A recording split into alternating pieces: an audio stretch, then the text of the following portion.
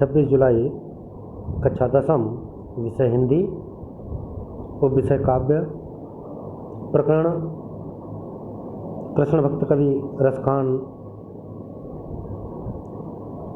के सवैये अभी तक आप लोगों ने पढ़े। आज कवित्व प्रकरण रहेगा। कवित्व में एक कवित्व आपके पाठ्यक्रम में दिया है जिसमें प्रभु श्री कृष्ण की शोभा का, सुंदरता का वर्णन किया गया है। ऐसे कृष्ण जिनके मस्तक पर गोरज अर्थात गाय की खुर की जो उड़ती हुई धूल है वो शोभामान हो रही है और गले में माला पड़ी हुई है। बंसी बजा रहे हैं, तिरछी नज़र से जो देख रहे हैं।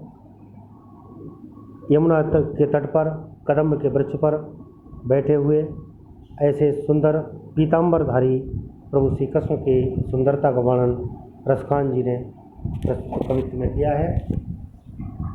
पद कुछ इस प्रकार से है, ध्यानपूर्वक देखेंगे और समझेंगे। गोरज विराजे भाल लह लही वनमाल, आगे गैया पीछे बाल, गावे मृदु वानेरी। तैसी ध्वनि बांसुरी की मधुर मधुर जैसी, बंक चितवनि मंद मंद मुस्कानेरी। कदम बिटप के तट निकट तटनी के तट, अटा चढ़ी चाय पीत पट ठहराने रही। रस बरसावे तन तपन बुझावे रहनैन, प्राण निरियावे अब आवे रस खाने रही। रस बरसावे तन तपन बुझावे नैन, प्राण निरियावे अब आवे रस खाने रही। इस प्रकार का एक कवित्व बहुत ही सुंदर, मनमोहक और सुनने में मधुर रसखान जी ने कृष्ण की भक्ति की, जो कि रीतिकालीन कवि रहे हैं। अभी आपके साप्ताहिक मूल्यांकन में एक प्रश्न भी मैंने पूछा था, रसखान किस काल के कवि हैं।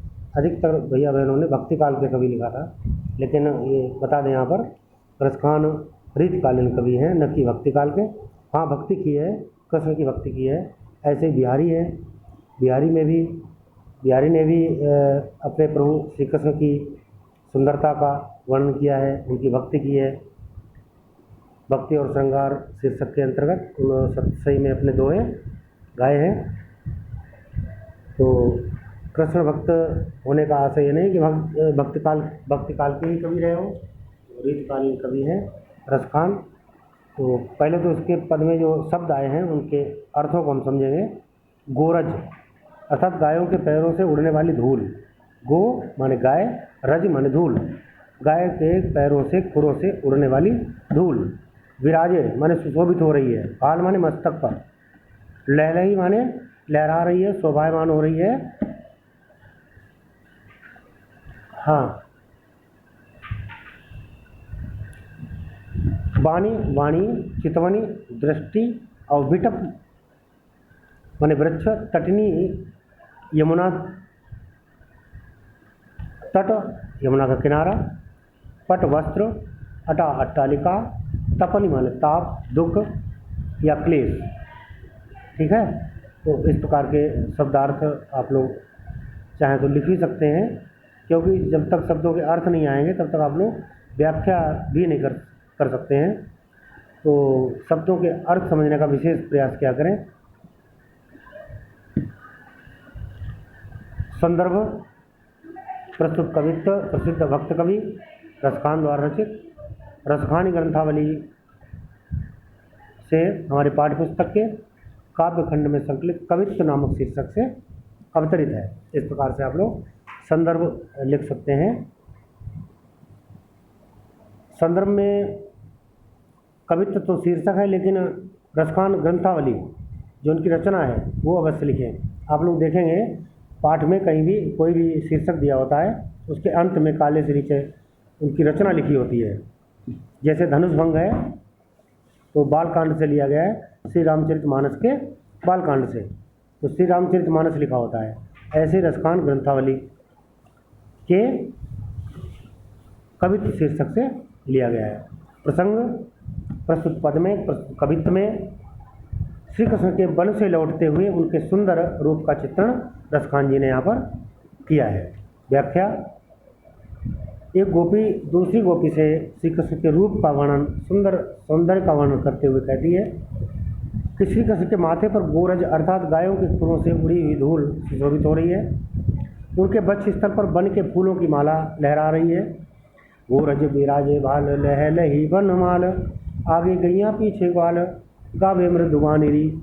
और जिनके आगे आगे गाय चल रही हैं और पीछे पीछे ग्वाल बाल चल रहे हैं जो मधुर वाणी से सुंदर गीत प्रवाहित हो रहा है। स्वर वे मधुर स्वरों में गीत गा रहे हैं और गीत गाते हुए आगे बढ़ते चले जा रहे हैं। तैसी धुनी बांसुरी की मधुर मधुर जैसी, और उस मधुर ध्वनि बांसुरी की वहाँ पर प्रवाहित हो रही है। जितनी मधुर और बाकी उनकी चितवन है उतनी ही बाकी उनकी धीमी धीमी मुस्कान है, और उनकी मधुर छवि के अनुरूपी उनकी बांसुरी की धुन भी मधुर मधुर है। बंक चितमणि मंद मंद मुस्कानी, बंक माने तिरछी, वंक बंग नहीं है।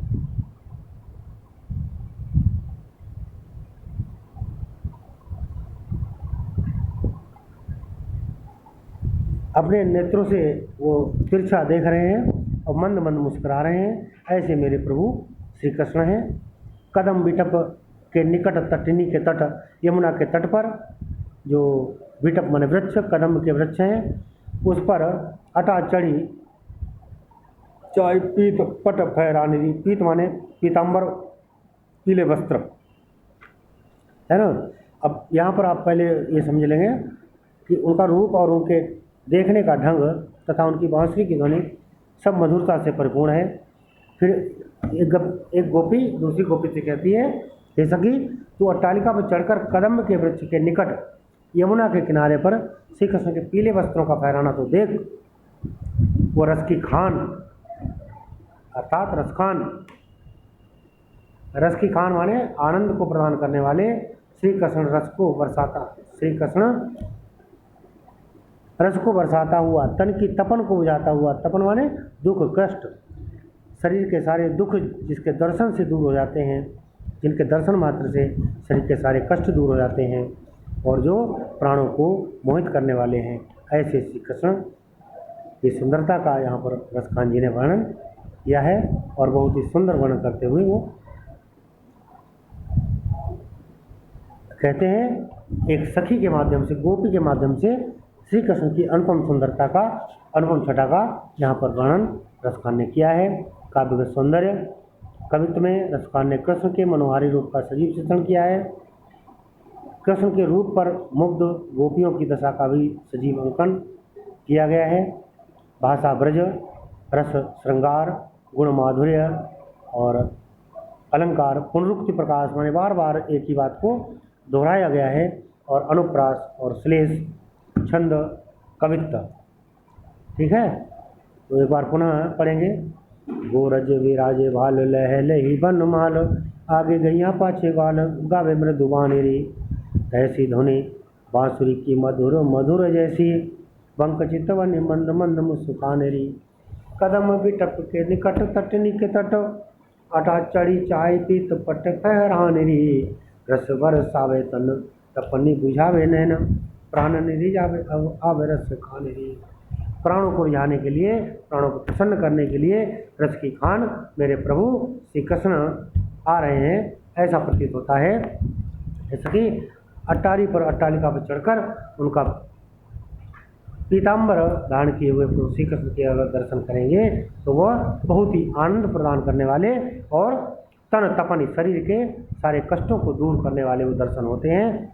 उनकी सुंदरता को देखकर अर्थात कहने का आशय यह है कि प्रभु श्री कृष्ण जो पीताम्बरधारी हैं, जिनके मस्तक पर गोरज विराजमान है, गोरज सुशोभित हो रही है, गाय के खुर से उड़ती हुई धूल जिनके मस्तक पर छाई हुई है, उस धूल धूसरित मस्तक और